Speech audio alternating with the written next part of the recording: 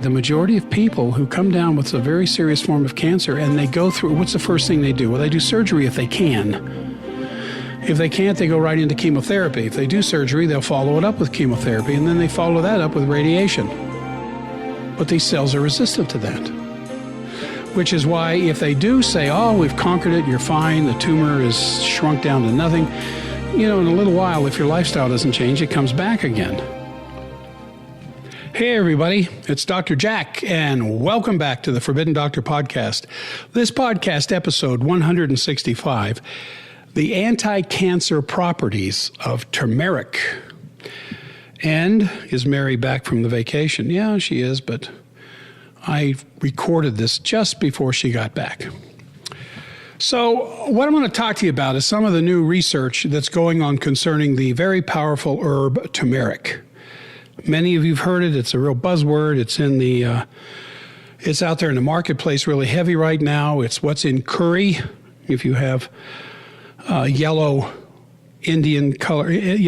Indian food, it's probably got turmeric in there.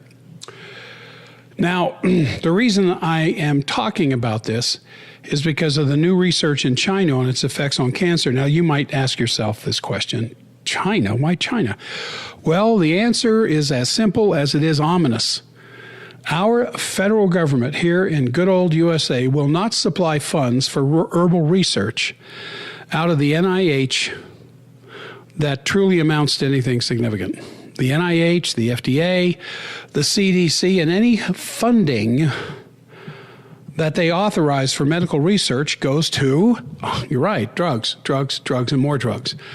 There's a tiny amount that unceremoniously is distributed for some alternative research, but the amount is trivial, and almost always a medical doctor has to be the principal researcher. Even though they know nothing about nutrition, their name has to appear first, and medical doctors won't do that.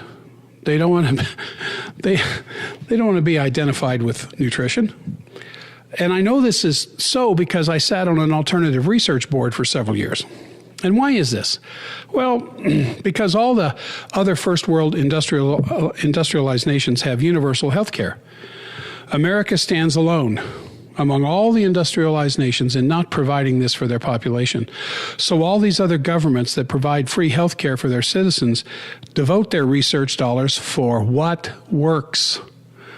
European healthcare, for instance, is years ahead of America for this very reason, especially in Germany. And don't be fooled by thinking medical research coming from nations like China that you might think somehow behind our own is less important or as intense as ours. Their motivation is different, like it is in these other countries.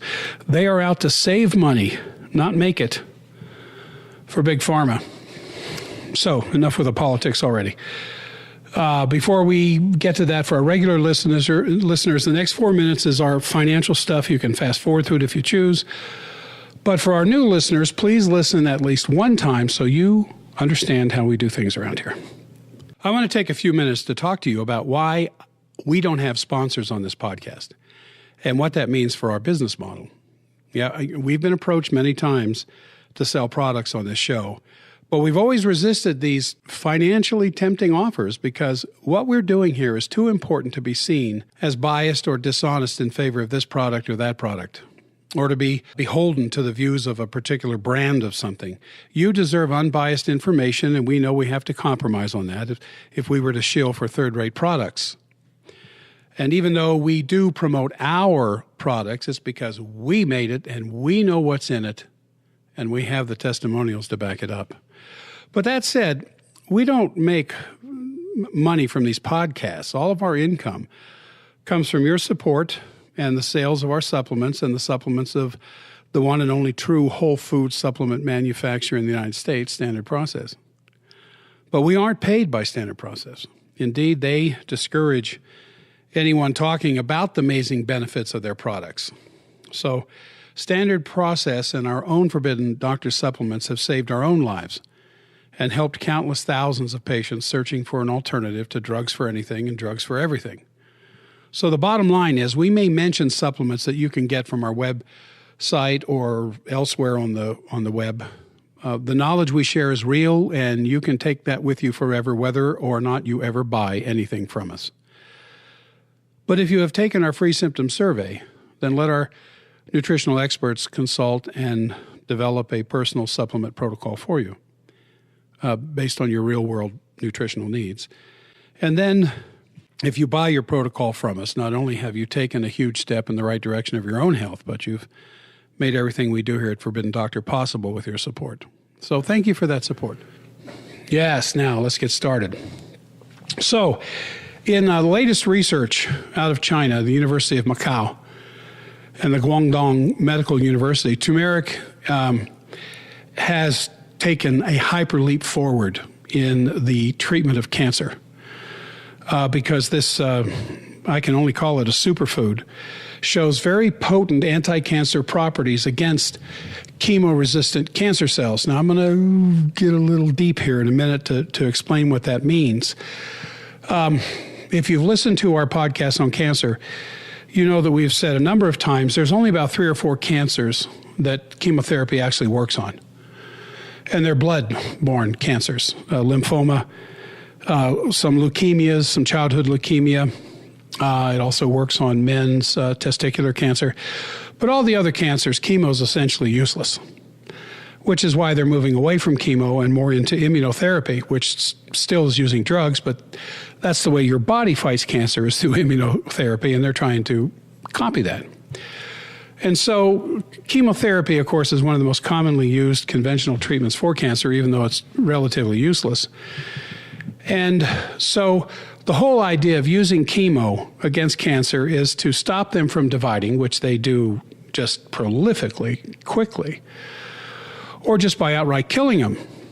And unfortunately, the reason that you see the explosion of immunotherapy and other attempts to deal with cancer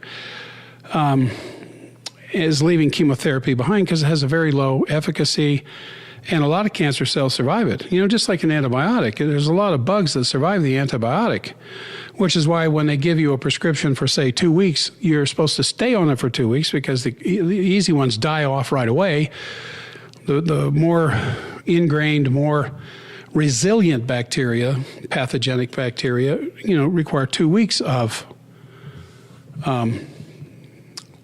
antibiotic therapy to get the job done. And so to make things worse, the cancer cells that survive end up developing a resistance to the drug, which makes it even more difficult to destroy. And then, of course, the major side effect of chemotherapy is that it doesn't just go after cancer. It kills all the other things, which leads to terrible side effects like the severe nausea and the vomiting, the hair loss, fatigue, low white blood cell count, bleeding, anemia, loss of appetite, and can definitely affect mental health because as those chemicals course through the bloodstream, they're killing other cells as well. And the theory behind it is to kill the cancer before the drug kills you. Now, there are different ways to overcome the resistance to cancer, to chemo that cancer cells have. And they've explained with a lot of different, they call it chemo-resistance. They've tried to add certain kinds of pharmacological therapies to mainstream chemo approaches in order to make the chemo more effective by getting rid of the resistance of the cancer cell to the chemo. And so the whole idea is to try to cut off energy to the cancer cell so it dies, cell apoptosis. And as cancer cells multiply and divide, they try to inhibit that multiplication, try to change the metabolism of the cancer cell, and they use a lot of different kinds of therapies. But even combining several different kinds, and I'm not going to go into them, they're very, very technical, the resistance of the cancer cell to the chemo is still a big challenge to chemotherapy. So there are natural substances that are being considered as possible solutions to the chemo resistance. And of course, turmeric is right there in the forefront. Previous studies was done to improve the sensitivity of certain kinds of breast cancer to certain kinds of chemo to make the chemo a little bit more effective.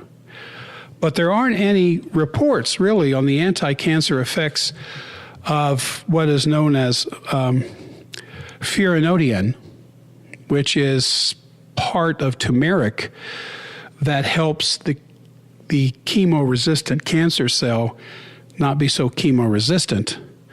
And this is all published in the journal Chinese Medicine. And the researchers looking at this observed the function of certain kinds of effects taking place in certain kinds of breast cancer cells. And so these that were resistant to chemotherapy, they subjected these cells to treatment either by a form of essential oil from turmeric or the furanodiene that was orally taken. And afterward, they would evaluate the effects on these transporters and the viability of the form of chemo they were using against the breast cancer cell. And it showed that the turmeric significantly reduced the viability of the cancer cell. It made them sick to the point they died. I mean, however, the observation also revealed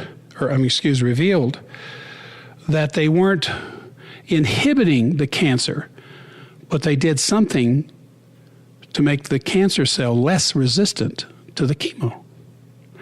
So what's the bottom line here? Well, overall, the results of this study suggest that turmeric has very potent anti-cancer properties that work even against chemo-resistant cancer cells, which most cancer cells are.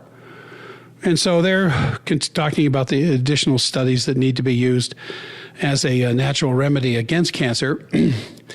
And that has relevance more here than elsewhere because it's already being used in the treatment of cancer in the Orient. It's being used for treatment against cancer in India. Now, I'm not suggesting you use it for treatment of cancer here. I'm not a cancer doctor. But over the years, and we've been using turmeric in our long life energy enzymes for a long time, 4 years now. But turmeric has gained a lot of attention, not just in its anti-cancer effects. It is able to assist the body in several areas. Especially the curcumin, which is the active ingredient in turmeric, and those terms are used interchangeably. But curcumin is a part of turmeric. Turmeric is not a part of curcumin.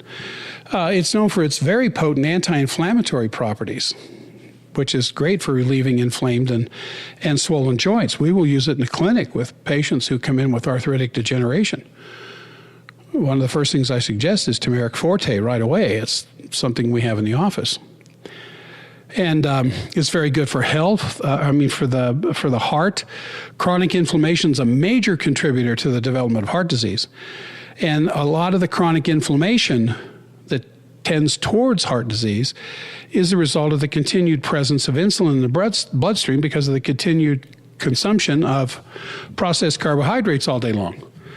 And turmeric has been shown to effectively reduce that inflammation. Moreover, this, and you only call it a superfood, improves the lining of the blood vessels so that the blood vessels that have a major effect with blood pressure and clotting can regulate that better.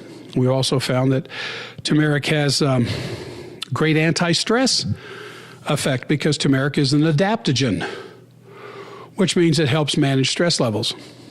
And it does this by regulating cortisol. It has a direct effect on cortisol, which is a stress hormone.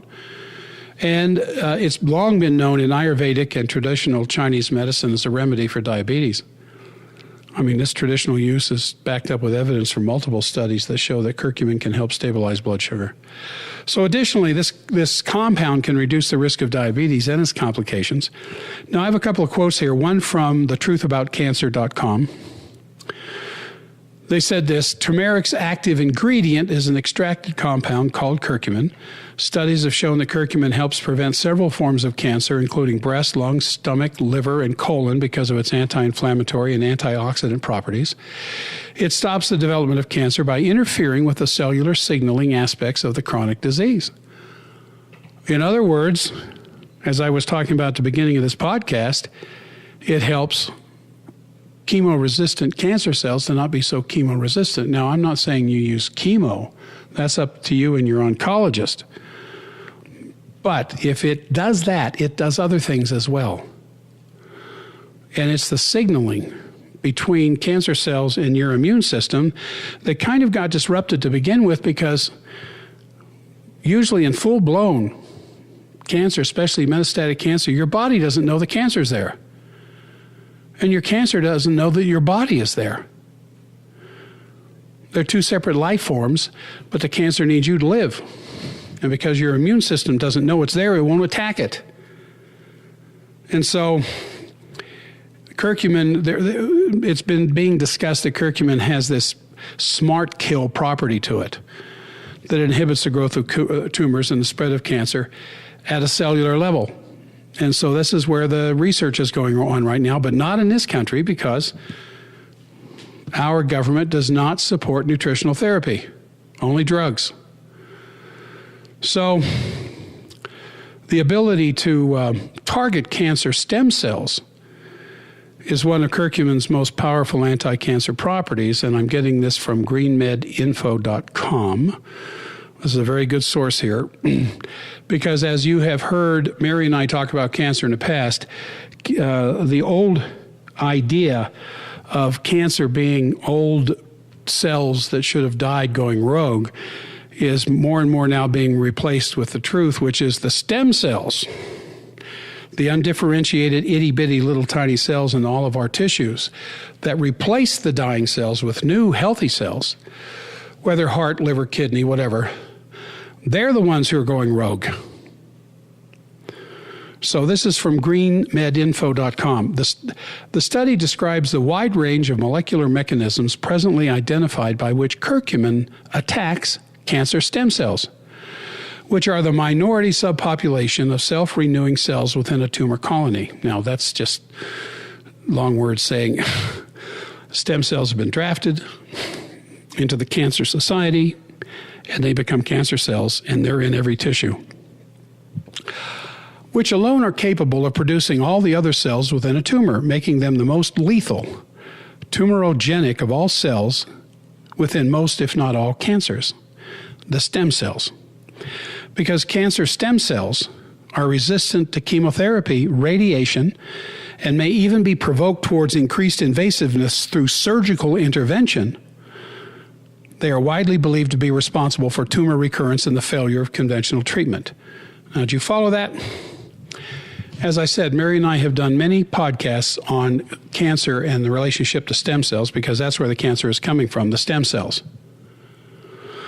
Stem cells are the tiniest of these tissue cells. They're in all your tissues. Your umbilical cord was loaded with them at the time of your birth, and they got into your body, and they just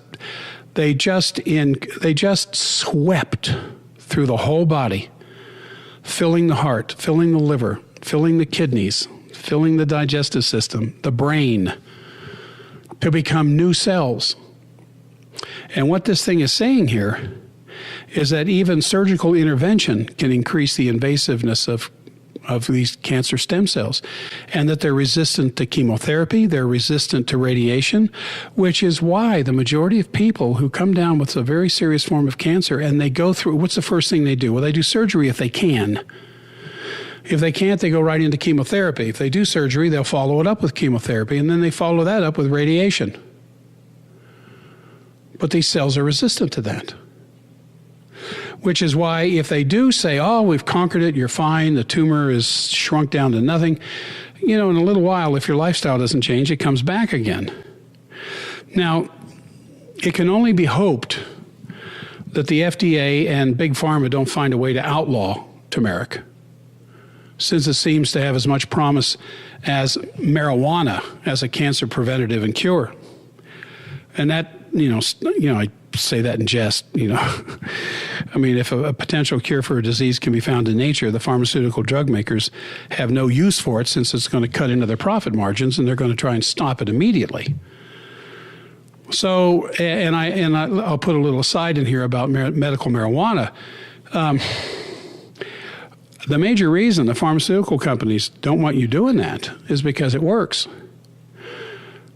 Society that's anti-medical marijuana is afraid that it's a doorway drug into heroin.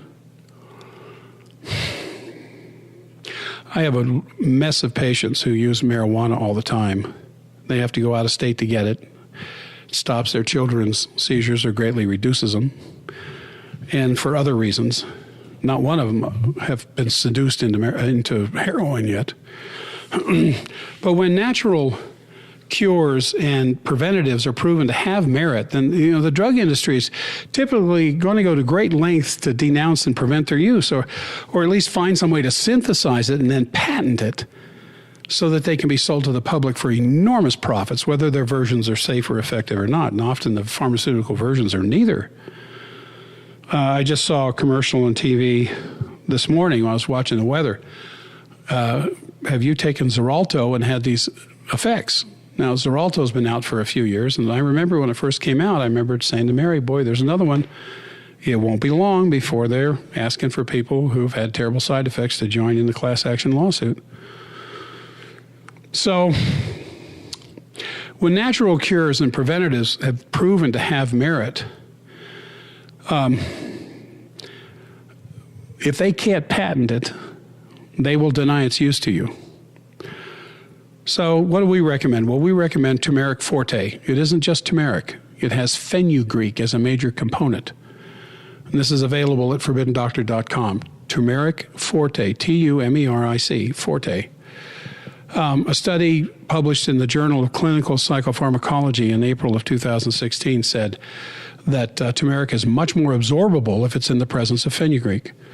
Because turmeric by itself is very difficult to get the body to absorb turmeric in any appreciable amount. It needs an assist. It needs help to get it into the cells. The body, for some reason, is somewhat resistant to it. But when fenugreek, interestingly enough, is present in the mixture, which is considerable in our product, Turmeric Forte, then assimilation is much quicker. So I did not do this podcast to give you a treatment for cancer. I'm just telling you what was in this Chinese study.